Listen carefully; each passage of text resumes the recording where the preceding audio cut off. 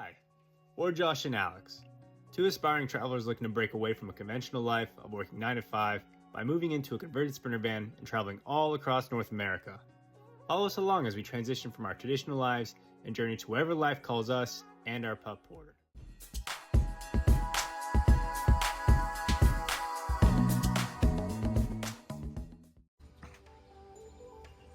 All right, so we got a big day today. We're gonna finish detailing the cabinets. So since I've been gone, Aaron's pretty much knocked out the cabinets, put them together all from scratch with all his amazing knowledge, skills, and techniques and woodworking skills that he has. They look phenomenal, but today we're gonna finish detailing them, putting on the bondage, putting on the clear coat on the inside, painting them, and potentially putting them up. Then we're also gonna finish putting in the kitchen cabinets, lower cabinets at least, are done. And let me show you a little bit of a view of what that looks like. But the cabinets, lower cabinets are done. But we're gonna finish, basically map out where we're gonna cut holes in the countertop, where we're gonna put the sink and the stove. And obviously we'll have to stain this and put it in. And then the other thing that we're gonna do is potentially, if we have time, and that is the plan, is it's kind of hard to see right here. Okay, kind of tuck this in, but we're gonna put in the paneling for the door. So like an upholstery material, and this is gonna be like white paneling up here. And I think from a day's perspective, I think that pretty much covered it all. And since I kind of hinted at the cabinets, I'm gonna show you what those actually look like, the finished product, or not necessarily the finished product, but what he's finished building. So this is what it pretty much looks like. All we have to do is put the finishing details on there, but this is gonna be basically the part that sits down, so like kind of where your head would be closest to. So it's got a nice little 45-degree angle, kind of preventing your head catching the edge, which I definitely have a habit of doing. I always somehow find the edge of a cabinet, which is always, you know, a fun little bump to have on your head. And but yeah, so we're gonna add a little bondage here to fill in the gaps, paint it, sand it. They're gonna look amazing. And here's some other ones. So that's gonna go above the bench area.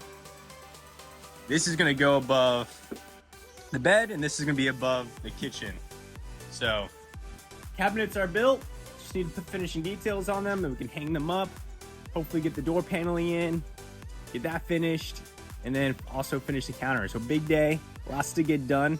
We also encountered a bunch of rain, which kind of prevented a little bit of the workflow, but you know, part of the process. So big day, big day.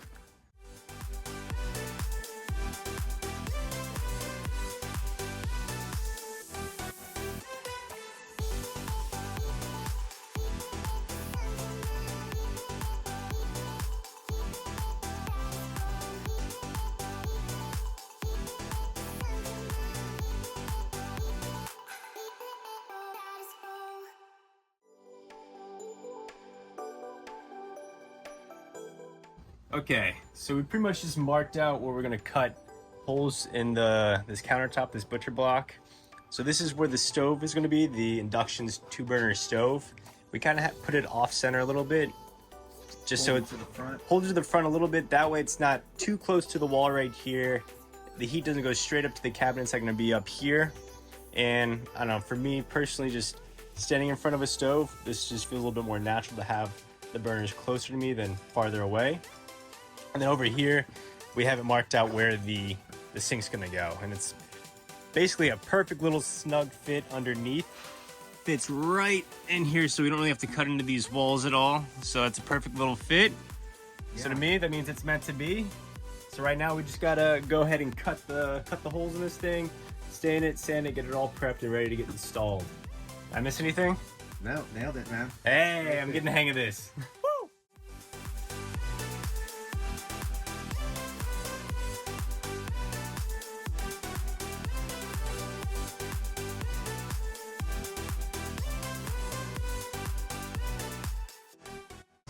All right, so the installation's pretty much in with 3 layers of this Reflectix right here. Should give it a pretty good R value. We put the 3mm Thinsulate behind this layer of Reflectix. Now this gives it a nice R value, gives it a waterproof barrier, and on top of this we'll put a white paneling and put down here, we'll put down the dark oatmeal thread material. So I think that's pretty much the next step. I think Aaron's pretty much got that figured out and completed. And let's go ahead and install this baby.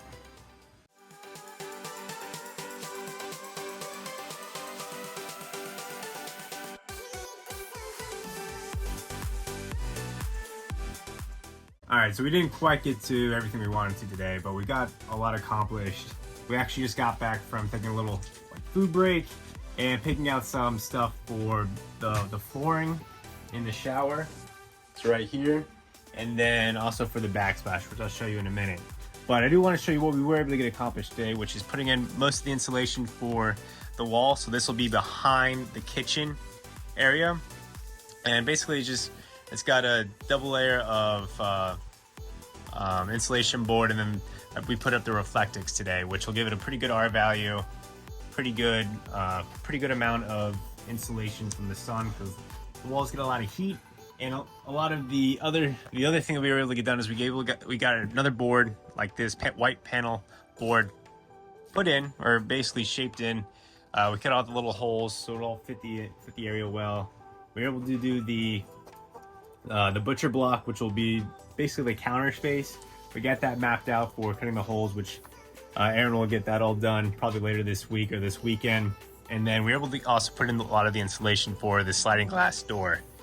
So a lot of the foundational pieces were done today for being able to putting the finishing products, putting up the white paneling, the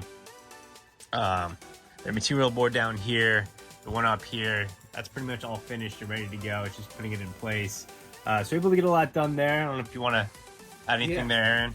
So we also edge banded all the cabinets, so that's done. The lower cabinets, especially, the edge banding looks really sharp now. So I'm going to detail those boxes over the next couple days, probably over the weekend. Get them clear coated on the inside, painted on the outside. We upholstered this panel for the lower part of the sliding door. And then we thought, oh, let's add some waterproofing. So we sprayed the waterproofing on, and all of a sudden, you know, the material started to bubble up. So now we have to see tomorrow if this thing's gonna dry normal.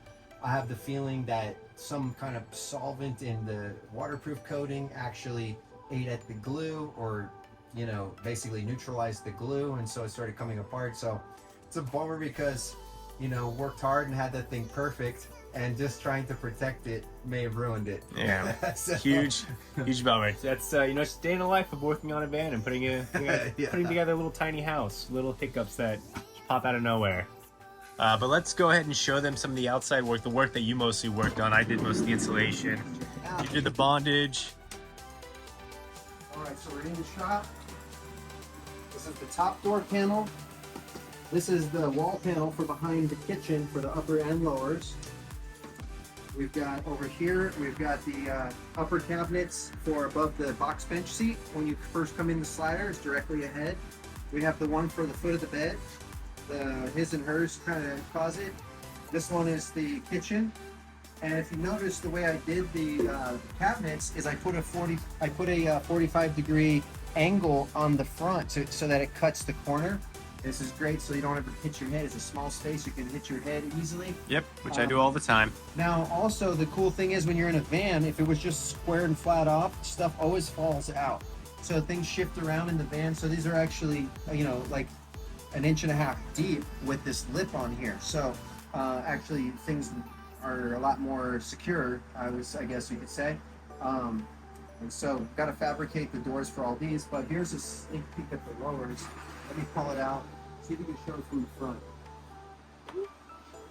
So here's the lower cabinet. Same thing, I dropped the, usually there's like a 4-inch void down at the bottom for the toe kick, but instead I just did a toe kick, but I put the bottom all the way down. So you get 4 inches more space, stuff's more secure with that lip right there, and all the edge banding is done. Looks really, really sharp. So these still have to be clear coated and painted. So I'm going to do the details, like I said, over the next couple days, but this will get installed soon. It's all coming together. Can't wait. And here's where we went to Floor & Decor. This will be the shower flooring. We got a little frost grout to put in between the tiles.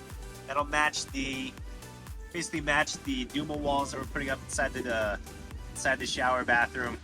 And then this will be primarily built for the backsplash behind the stove. Without these ones, we're gonna remove these and we're gonna just go all green. So we'll replace the ones with the leaves on them. We're gonna surgically cut them out, and you know, this will be backsplash. It's gonna be a fun little process. So that's pretty much a wrap for today. If you enjoyed the video, please hit like or subscribe. Also, if you enjoyed the van building process, please follow @SatoriVans. I'll drop a link in the details below. But a like goes a long way, and so does a follow, so does subscribe. But until then, later everybody.